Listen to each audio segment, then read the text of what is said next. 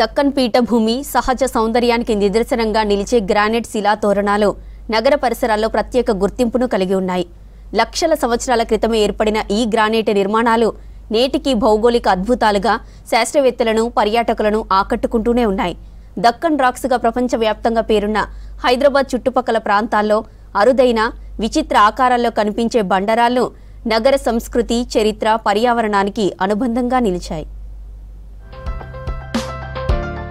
హైదరాబాద్ పహాడీ షరీఫ్ గుట్టపై ఉన్న భారీ బండరాయి ప్రత్యేక ఆకర్షణగా నిలుస్తోంది. పైభాగంలో భారీ రాయి, దాని కిందే ఉన్న చిన్న గ్రానైట్ పై ఆధారంగా శతాబ్దాలుగా చెక్కు చెదరని స్థిరత్వంతో నిలబడి ఉండటం భౌగోళికంగా అరుదైన ఘటనగా అభిప్రాయపడుతున్నారు నిపుణులు. భారీ రాయి ఏ క్షణమైనా కిందకు జారిపడేలా కనిపించిన సహజ శిలా నిర్మాణాల ప్రత్యేక శక్తి, సమతుల్యం కారణంగా అది కదలకుండా నిలకడగా ఉండడం ఆశ్చర్యపరుస్తోంది.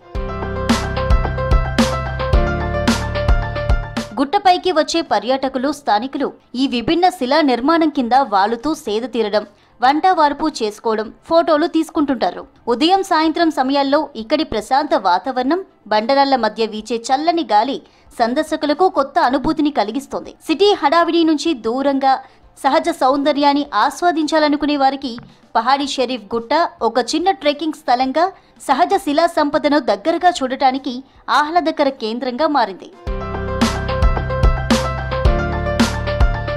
పర్యావరణవేత్తలు, రాక్ క్లైంబింగ్ ప్రేమికులు ఈ ప్రాంతానికి భారీ సంఖ్యలో వస్తుంటారు.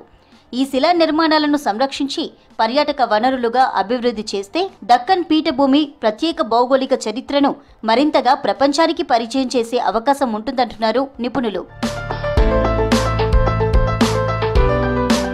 ప్రకృతి గుండె చప్పుడు వినిపించే పహాడీ షరీఫ్ గుట్ట, విచిత్ర శిలా నిర్మాణాల మధ్య నిలిచిన ఈ బండరాయి హైదరాబాద్ చుట్టుపక్కల దక్కన్ రాక్స్ అద్భుతాలకు ప్రతీకగా నిలుస్తోంది.